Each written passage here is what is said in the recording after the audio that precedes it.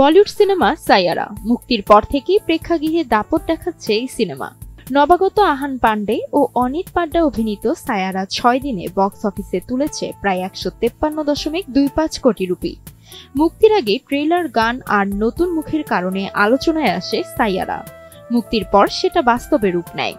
Yash Raj films প্রযোজিত এই সিনেমাটিতে 35 থেকে 40 কোটি বাজেটে তৈরি হলেও মুক্তির সপ্তাহ না পেরোতেই তুলে নিয়েছে প্রায় 4 গুণায়।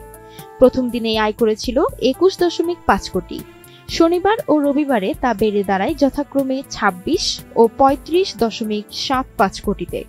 মঙ্গলবার 25 কোটি এবং বুধবার 21 কোটি রুপি আয় করে মোট 6 দিনের আয় গিয়ে ঠেকে 153.25 কোটিতে।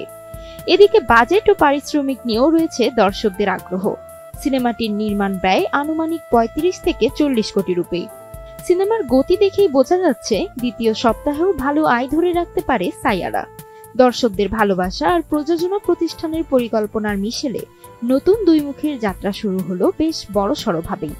তাহিয়া তাজ, এনটিভি অনলাইন।